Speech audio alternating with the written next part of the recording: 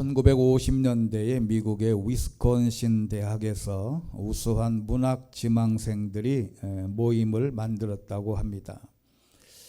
그들은 정기적으로 모여서 각자 쓴 소설이며 시를 이렇게 가지고 나와서 발표를 하면 이 문학생들이 그 시와 소설의 아주 결점들을 가차없이 서로 비평을 했습니다. 그렇게 비평을 함으로써 좀 더 좋은 시와 소설을 쓰기를 소망했는데 그것은 그들의 창작에 아무런 도움이 되지 않더라는 것이에요. 처음에는 도움이 되는 듯 보였는데 전혀 도움이 안 되더랍니다. 한편으로는 또 한편으로는 이 또한 그런 문학 동아리를 여자들이 만들었는데요. 그 사람들 여자들이 중심이 되어 다른 그 모임에는 혹평은 절일절 피하고 좋은 부분만 칭찬을 했습니다. 한 그룹은 혹평하고 비평하고 한쪽은 칭찬만 했는데 10년이 지났습니다. 그런데 그 여학생들 중 대부분이 아주 미국에서 훌륭한 작가가 되었답니다. 그런데 그보다 훨씬 유능하고 능력 있고 탁월한 재능을 소유했던 위스콘신 대학의 문학 지망생들 중에는 단 한 명도 우수한 뛰어난 작가가 나오지를 않더랍니다. 그래서 그 이유가 무엇일까? 또 미국 사람들은 연구를 참 많이 해요. 그래서 분석을 해봤더니 이런 것입니다. 사람은 보통 95%의 좋은 점과 그리고 5%의 좋지 않은 점을 갖고 있답니다. 누구나 다 마찬가지로 100% 좋은 사람은 아무도 없어요. 그런데 95%의 좋은 점을 보고 사는 사람이 있는가 하면 5%의 좋지 않은 점을 보면서 사는 사람이 있답니다. 그래서 어떤 사건이나 어떤 문제를 딱 보면 안 좋은 점 5%가 눈에 딱 띄는 거예요. 그래서 그것만 고치면 너는 100점이니까 그걸 고쳐라. 이렇게 자녀에게든 아내와 남편에게든 누구에게든 그렇게 접근하는 것입니다. 사람을 대할 때 그리고 어떤 사건이나 문제를 만났을 때 좋지 않은 단점 5%를 보는 사람이 있고 95%의 좋은 점을 보는 사람이 있고 그런 습관이 되어 있답니다. 타인을 바라볼 때뿐만 아니라 이것은 자기 자신에 대해서도 마찬가지랍니다. 95%를 보고 사는 사람은 자신 있게 나는 뭐든지 할 수 있어. 어디든지 자신감을 가집니다. 그런데 자신의 단점을 알고 있는데 단점을만 머릿속에 계속 염두에 두고 살면 이게 우울증이 되고 스스로 자기를 피해의식을 갖게 되고 결국에는 스스로 일어설 수 없는 존재가 되더랍니다. 다른 사람의 95%를 보면 좋은 관계가 형성되지만 5%에 주목하면 관계가 틀어집니다. 그 5%를 바꾸려 하기 때문에 틀어지는 거예요. 그러나 그 5%는 그가 평생 지니고 사는 것이고 우리가 받아줘야 할 부분이지 바로잡으려고 애쓸 부분이 아닙니다. 사람이 아무리 그 5%를 고쳐놔도 또 다른 5%가 생겨서 완전한 사람이 존재하지 않습니다. 그래서 사람은 세워주고 키워주고 할 대상인데 가정에서도 어린 자녀들이나 손자 손녀들을 대할 때도 마찬가지입니다. 이 아이에게 부족한 그 5%를 채워주려고 갖은 노력을 하다 보면 서로가 망가지는 것이에요. 그래서 우리나라에서 예전에 학교에서 학교 다닐 때 보면요, 우리나라에는 모든 게 다 100점 맞아야 칭찬받습니다. 그런데 미국이나 서양 독일 같은 경우에 교육 환경을 보면요, 한 가지만 잘하면 100점이에요. 다른 것은 완전히 빵점이어도 한 가지만 잘하면 됩니다. 우리나라에도 이제 교육이 많이 바뀌어서요, 학교도 보면 대학 갈 때도 이 영어만 잘하면 가는 대학이 있고요, 수학만 잘하면 가는 대학이 있어요. 옛날에는 수학, 영어, 국어를 올백을 맞아야 서울대를 갔는데 그렇지를 않습니다.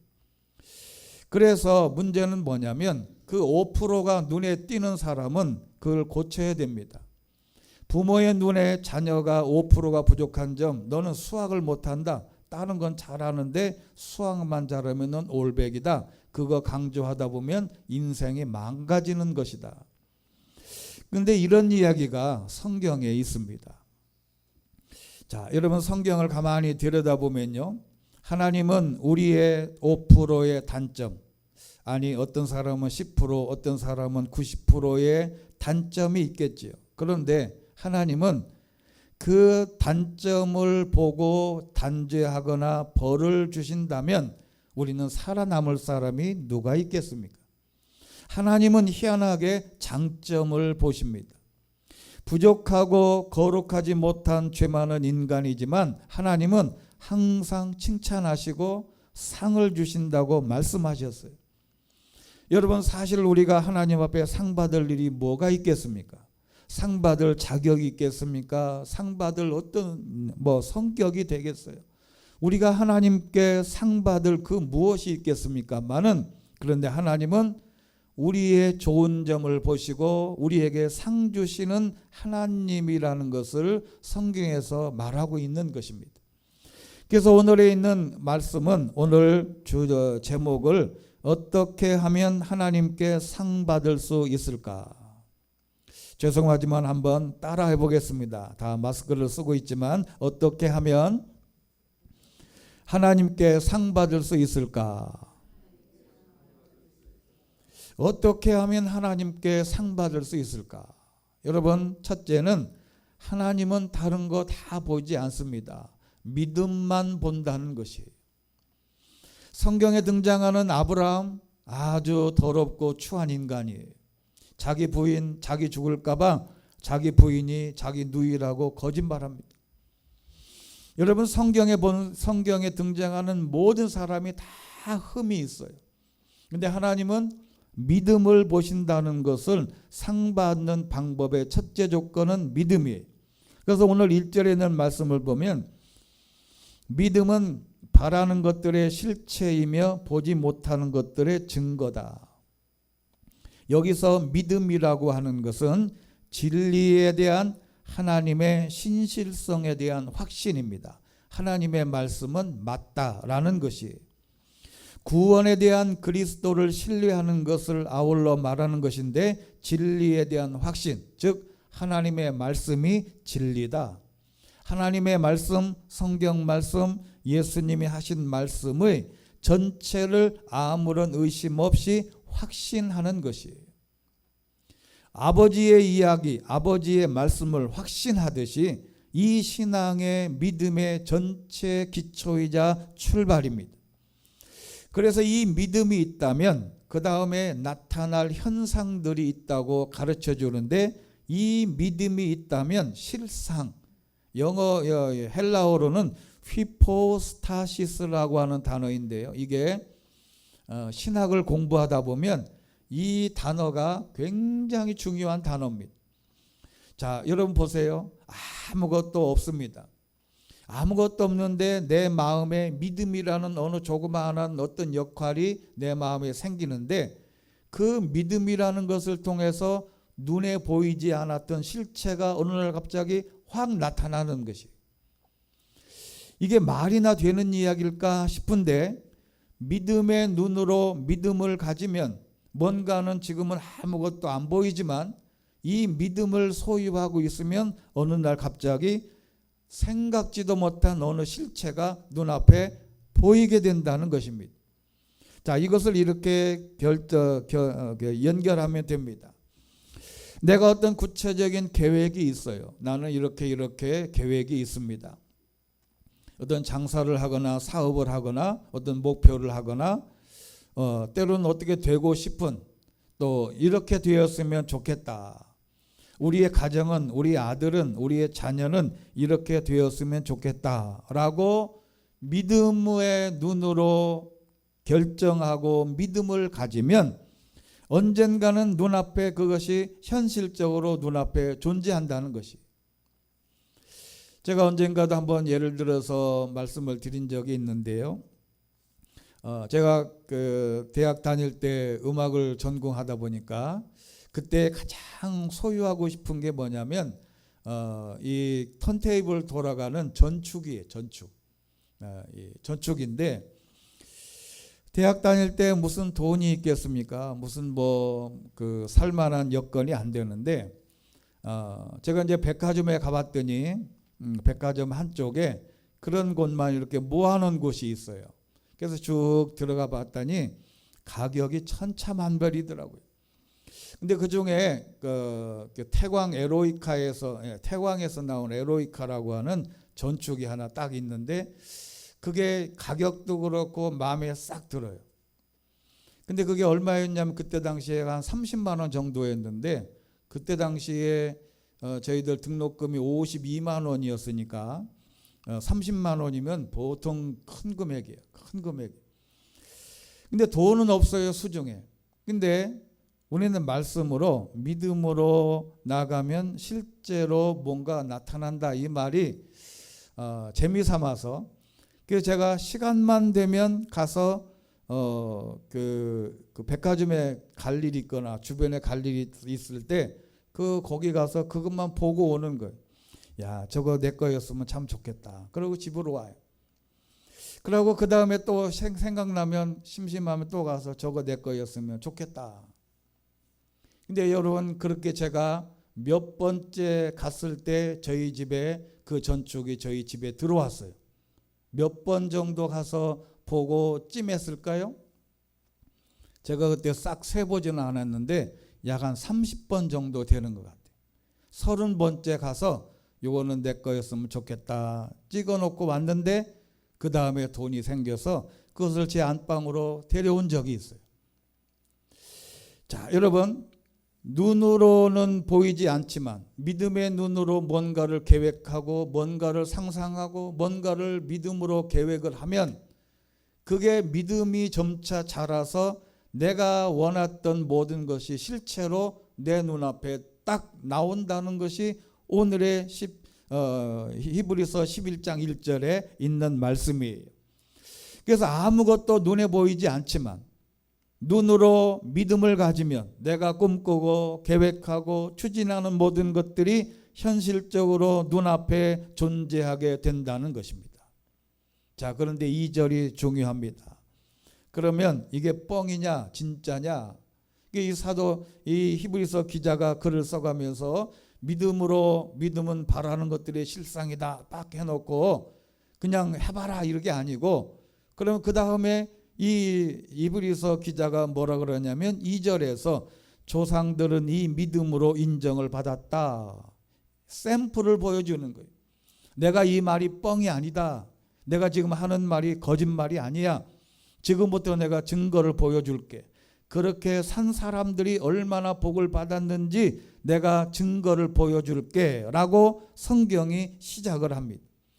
그래서 2절에 있는 말씀은 이렇게 시작합니다. 믿음으로 우리는 온 세상이 하나님의 말씀으로 창조됐고 따라서 보이는 것은 나타난 것으로 말미암아 지어지지 않았다는 것을 압니다. 자, 보세요. 여기서 중요한 것은 말씀입니다. 여기 말씀인데 요한복음 1장 1절에 보면 태초에 말씀이 계시니라 라고 말씀할 때 여기에 있는 말씀하고 오늘 3절에 있는 하나님의 말씀으로 창조됐고 라고 할 때 말씀은 같은 게 아니에요.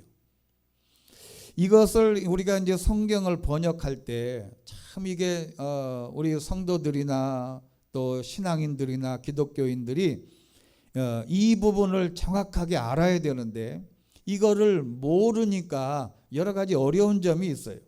자, 요한복음에 있는 말씀은 로고스라고 제가 수없이 말씀드렸어요. 자, 그 로고스는 뭐냐면 요한복음 1장의 태초에 그 말과 그리고 이 창세기 1장 1절의 태초에라는 말하고는 똑같은 이제 헬라어로 아르케라고 하는 단어인데 이게 근원, 태초, 처음이 무엇이 있었냐라는 것이에요. 철학을 공부할 때 이 아르케라고 하는 단어는 우리가 헬라어에서 배우는 이 아르케인데 헬라 문화권에 있었던 아리스토텔레스나 플라톤이나 소크라테스는 그들이 책을 지을 때나 내용이 다 헬라어로 돼 있어요. 그래서 그들이 말하는 아르케라고 하는 처음, 태초, 근원이 뭐냐? 그래서 철학의 아버지 탈레스는 만물의 근원은 물이다. 그래요. 우리 몸도 70%가 물이고 뭐 지구에도 뭐 거의 90%가 물이라 그러잖아요. 물이다. 그리고 피타고라스라고 하는 수학자는 아니다. 만물의 근원은 숫자다. 아낙시메네스라고 하는 사람은 아니다. 공기다. 또 크세노파네스라고 하는 사람은 흙이다.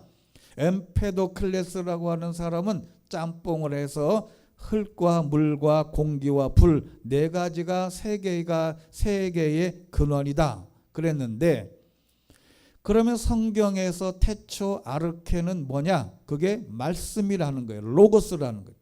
말씀으로 번역하지 말고 로고스로 그냥 말해야 됩니다. 로고스예요.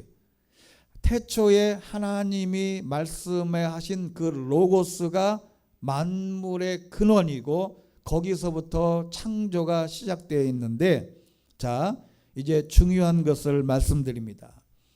여러분, 이 로고스가 있어도 하나님의 말씀이 존재해도 그 다음이 중요해요. 오늘 히브리서 11장 3절에 나오는 그 말씀은 뭐냐면 레마라고 하는 단어예요. 레마. 이게 레마다가 굉장히 중요한 단어입니다. 여러분 우리가 여러분 잘 모르시겠지만 주석 있잖아요. 주석 종에 주석 이제 수십 종의 주석이 있는데 레마라고 하는 주석도 있어요. 이걸 레마는 뭐냐면 아무리 로고스가 있어도 레마가 없으면 아무것도 이루어지지 않는 거예요. 즉 하나님이 말씀이 로고스가 있는데 그 로고스가 있는 자체로는 아무것도 이루어지지를 않아요. 그러면 이 말씀이 로고스가 효과가 나려면 어떻게 해야 되냐면 레마여야 하는데 레마는 뭐냐면 말입니다. 말로 선포하는 것이에요. 로고스는 로고스의 존재로 성경에 다 존재하지만 오늘 제가 여러분에게 말씀드리는 선포되는 말씀은 레마입니다. 하나님의 말씀이 그대로 있을 때는 아무런 효과가 없어요. 그런데 그 말씀이 레마로 선포될 때 놀라운 창조의 역사가 있게 되는 것입니다. 자, 그러면 내가 지금 계획하고 준비하고 설계하고 꿈꾸는 것은 로고스입니다. 그것이 이루어지려면 내가 말로 선포하고 말하고 다니고 입에 달고 살아야 된다는 것이에요. 나는 이렇게 될 거야. 나는 앞으로 매출이 1년에 200억이 될 거야. 나는 앞으로 삶을 살면서 내 자식을 낳으면 나는 5명을 낳을 거야. 라고 로고스로 내 머릿속에 있는 그 말씀이 레마로 계속 선포하고 돌아다니라는 것이에요. 에이, 그거 안 이루어지면 어떡해요? 그렇게 하지 말고 말하고 다니라는 거예요. 자랑함. 그게 어디 있냐면 민수기 14장 28절입니다. 여러분 주보에 있는 성경 구절을 제가 기록해 놨는데 한번 보시면 제가 이 말씀은 수없이 말씀드리는 것이에요. 민수기 14장 28절 그러니 그들에게 말해라. 여호와께서 말씀하신다. 내가 살아있는 한 내가 너희에게 들은 그대로 너희에게 해줄 것이다. 할렐루야. 내가 너희에게 들은 그대로 너희에게 해줄 것이다. 로고스는 로고스로 존재하지 말고 계속 레마로 말을 하라는 것이. 말을 해라. 그러면 이 말을 하면 그 다음에 문제가 되는 거 아니겠어요? 보이는 것은 나타난 것으로 말미암아 지어지지 않은 것을 안다. 눈에 앞에 보여지는 것, 나타나는 것도 없는데 내가 말한다고 되냐? 라는 것을 지금 언급하는 것입니다. 보지 않고 눈으로 확인하지 않고서도 확신할 수 있는 것이 믿음인데 이 믿음이 얼마나 중요합니까? 가까이에 있는 핸드폰도 어떻게 만들었는지 과정도 모릅니다. 기능도 몰라요. 근데 우리가 사용합니다. 내가 타고 다니는 자동차 그냥 시동만 걸고 움직이는데 어떻게 만들고 어떤 원리에서 이 자동차가 다니는지를 몰라요. 그런데 우리는 믿음으로 타고 다니고 믿음으로 핸드폰을 가지고 다니듯이 눈에 보이지 않는다고 존재하지 않는 것은 아닙니다. 1차원은 직선이고 2차원은 평면이고 3차원은 공간이고 4차원부터는 눈에 안 보이는 세계랍니다. 우리는 3차원의 세계에서 살고 있어요. 우리는 성경은 항상 눈에 보이는 1차, 2차, 3차원의 세계만 있다는 것이 아니라 성경에는 보이지 않는 4차원이 있다는 것을 알려주는 게 성경입니다. 그래서 이 4차원은 눈에 보이지 않는 믿음의 세계를 통하여 현실적으로 나타나는 기적이 있는데 그 첫 번째 인물이 누구냐면 아벨이라는 사람이에요. 자, 오늘 보면 4절에 있는 말씀 보면 믿음으로 이제 모든 기초가 눈에 보이지 않는 믿음으로 시작됩니다. 아벨은 가인보다 더 나은 제사를 하나님께 드렸다. 여기 보면 이 제사를 하나님께 드렸고 라고 할 때 이 제사라고 할 때 이 제사는 어떤 우리가 지금 알고 있는 어떤 예배의 형태나 어떤 제사 지내는 어떤 스토리나 어떤 그걸 말하는 것도 되지만 여기에서 제사는 희생 제물이라는 뜻입니다. 이게 뭐냐면 아벨은 양을 제물로 가인은 농산물로 제물을 드렸는데 하나님은 양을 제물로 드린 제사를 받으셨다는 거예요. 여러분 양이나 농산물이나 이전에 중요한 것은 믿음이라는 것을 주목해야 되는데 그러면 어디 이렇게 생각을 해요? 그러면 하나님께 열심히 농사지어서 농산물로 하나님 앞에 드리는 거 다 꽝이냐? 그냥 오로지 양만 하나님이 받으시냐? 그런 게 아니에요. 이 양으로 드렸든지 농산물로 드렸든지 간에 중요한 것은 믿음으로 드렸냐가 중요하다 이거죠. 그러자 그러면 오늘날에 있는 그 예물은 어떤 게 제사의 제물이냐? 이게 중요한 것 아니겠어요? 지금 여러분들은 우리가 하나님 앞에 헌금도 하고 또 여러 가지 희생도 하고 또 여러 가지 봉사도 하고 여러 가지를 하는데 그러면 이 지상에서 우리가 하나님께 예배할 때의 최상의 제물, 최상의 예물이 뭐냐? 그 성경에 있습니다. 로마서 12장 1절이에요. 두 번째 성경 구절이 있습니다. 자, 그러므로 형제들이여 내가 하나님의 자비하심으로 여러분에게 권합니다. 여러분의 몸을 하나님께서 기뻐하시는 거룩한 산 제물로 드리십시오. 이것이 여러분이 드릴 영적 예배입니다. 할렐루야. 자, 여러분 여기 몸이라고 하는 것은 소마라고 하는 헬라어인데 그냥 몸입니다. 영어로는 body예요. body. 내 몸. 즉 동물의 몸, 신체를 사람이나 동물의 몸이에요. 이 몸. 하나님 앞에 나오면서 첫 번째 드려야 할 가장 중요한 예물은 내 몸입니다. 지금 직접 하나님께 나오는 내가 가지고 있는 이 몸을 끌고 와야 가장 소중한 예물이 되는 것이에요. 그 다음에 헌금이 필요하고 그 다음에 희생이 필요하고 봉사가 필요한 건데, 그래서 가장 좋은 예배는 뭐냐면 아벨은 자기 몸을 드리듯이 양을 잡아서 드렸기 때문에 사실은 나도 내 몸을 쳐서 피를 내서 내가 죽어서 하나님 앞에 예물이 되어야 하는데, 예수님께서 이미 피 흘려 주셨기 때문에 나는 죽을 필요는 없고 내 몸으로 하나님 앞에 영광을 돌리고 예배의 자리에 오는 것이 가장 큰 예배입니다. 여러분, 옛날에 그 곽선희 목사님이 이제 그런 말씀도 하시고, 제가 이문동교회 부목사였을 때 그때 바자회를 했어요. 그 바자회를 하는데 거기 바자회를 나오려면 이제 권사님 또 여러 집사님들이 쭉 나와서 봉사를 해야 되잖아요. 근데 한 분이 아주 부자가 있었어요. 이 부자 권사님이 한 번 오더니 이러는 거예요, 저한테. 목사님, 저는요 몸으로 이렇게 뭐를 봉사해 본 적이 없어요. 우리 집에도 가정부, 이제 옛날 말로 가정부가 2명이 있는데요, 저는요 손가락 하나 까딱도 안 하고 저는 그냥 해서 몸으로 하는 건 너무 힘들어요.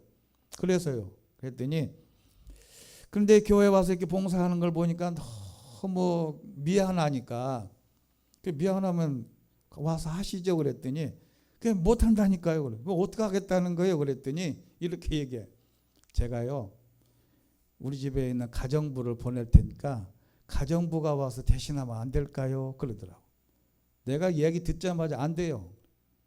그랬더니 그 다음에 또 이상한 말을, 그러면 우리 집에 가정부 말고 다른 사람을 제가 섭외해서 보낼 테니까 그 사람한테 제가 일당을 드릴 테니까, 그때 일주일씩 했으니까 일주일치 일당을 2배를 줘가지고 우리 와서 봉사하도록 하면 안 될까요? 그래. 안 됩니다. 그래. 여러분, 하나님께서 제일 좋아하는 것은 뭐냐면 헌금도 아니에요. 중요한 것은 내 몸으로 하나님 앞에 하는 게 최상의 예배고 하나님이 기뻐하시는 것입니다. 사람들이 이것을 잘 몰라요. 그냥 하나님 앞에 헌금만 많이 하고 그냥 뭐를 하면 되는 것처럼 생각하지만 그게 아니라니까요. 하나님은 내 몸을 들여서 내 몸으로 하나님 앞에 헌신하는 것을 가장 중요하게 여기는 것이다. 그 다음에 4번째, 에녹이라는 사람을 등장시키는데요. 에녹은 운에 죽지 않고 죽음의 터널을 통과하지 않고 하나님 나라에 간 사람이에요. 어떻게 그렇게 갔냐? 저와 여러분도 그렇게 갈 수 있어요. 안 죽고 하나님 앞에 갈 수 있다니까요. 어떻게 하면 되냐? 오늘 성경에 있는 말씀, 5절에 있는 말씀 보면, 들려가기 전에 그는 하나님을 기쁘시게 하는 사람이라는 인정을 받았다는 거예요.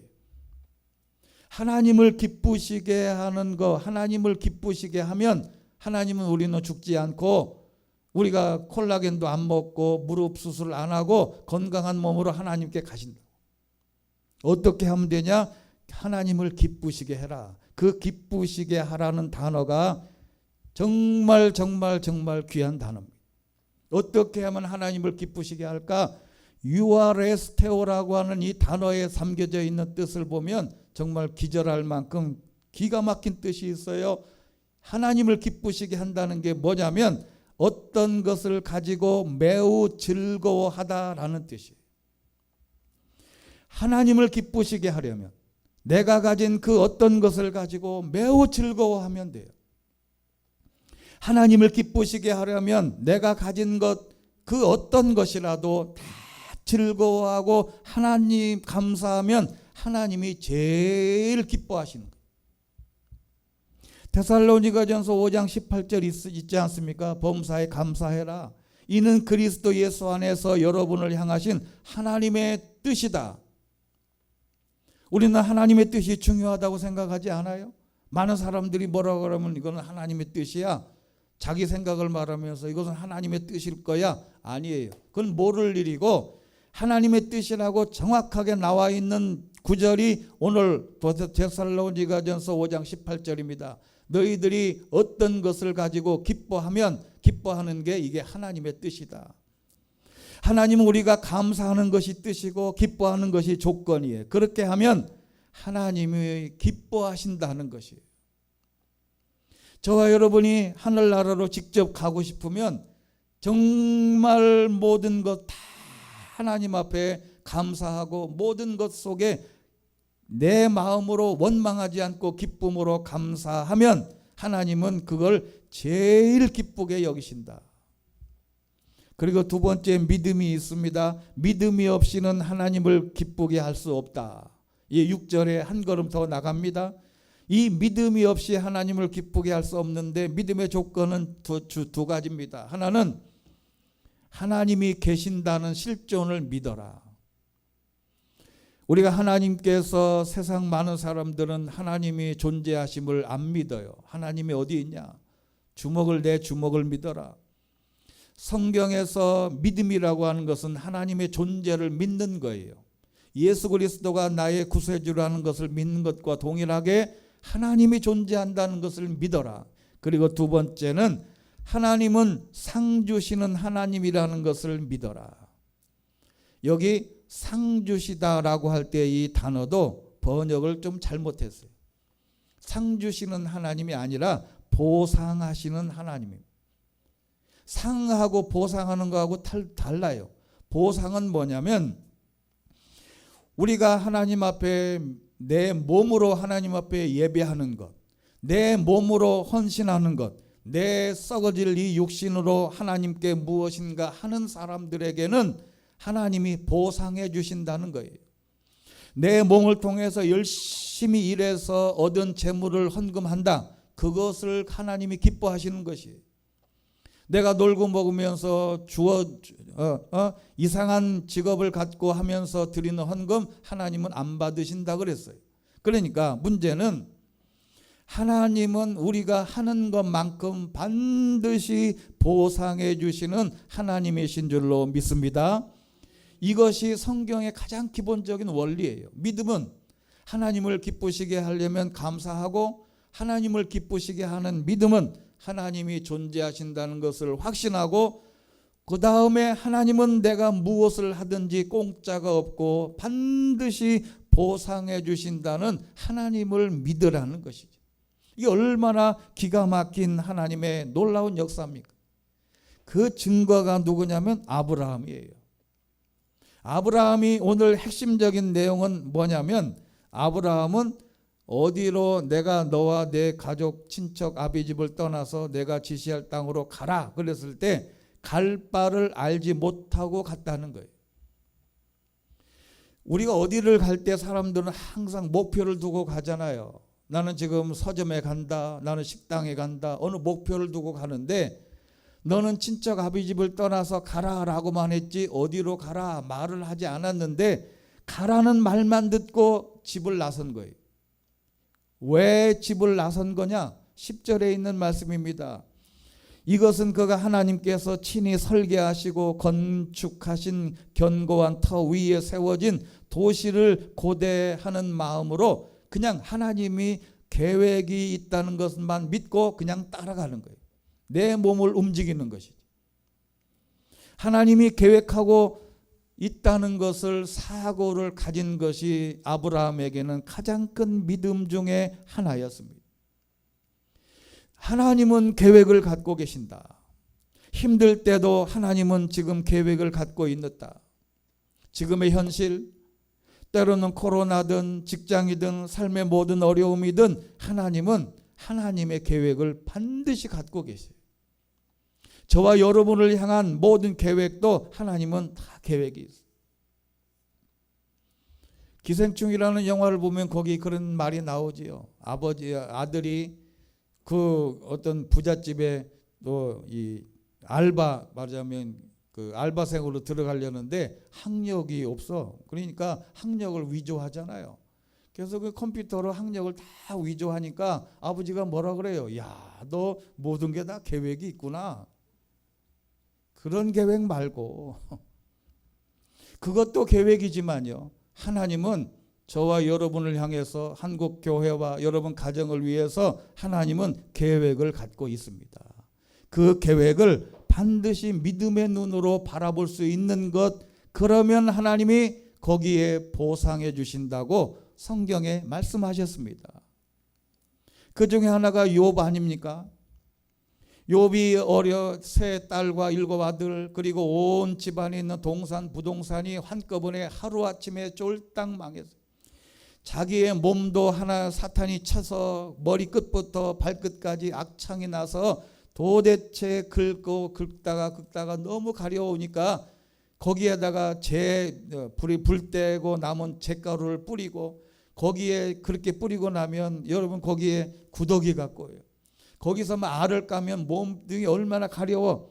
그러니까 이 욥이 그냥 손으로 긁기도 너무 굵기가 가려우니까 기왓장을 쪼개가지고 그 기왓장으로 몸을 긁으면서 하는 얘기가 있습니다.